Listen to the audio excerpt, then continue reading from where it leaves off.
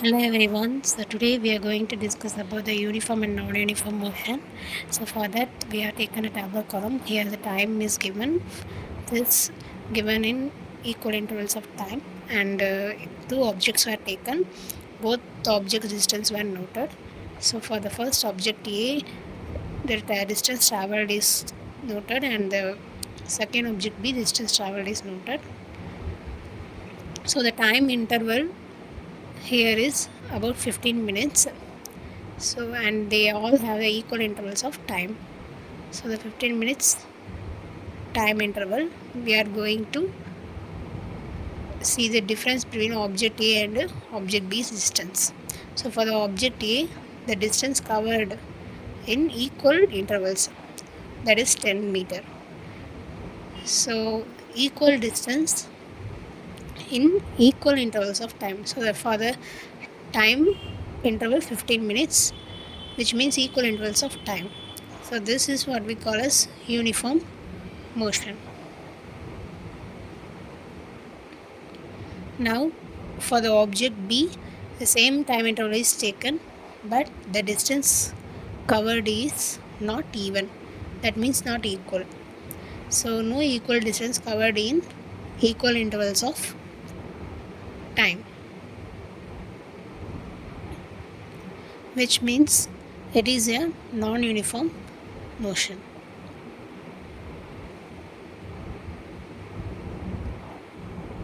So let's talk about the graph. So the graph for uniform motion is drawn here. For the x-axis, we will note the distance, and for the y-axis we will note the time.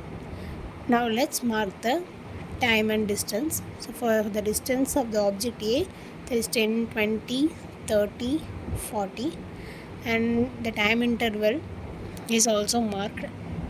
That is 9:30 a.m., 9:45 a.m. and 10 a.m.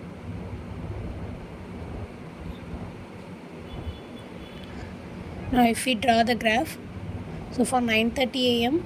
the object distance is at 10 meter, for 9:45 it is 20, and for 10 a.m. it is 30. So if we draw the line, it will be a straight line. So the graphical representation of uniform motion will be, it is in straight line. Then for non-uniform motion, the same here is repeated. So the time interval is noted.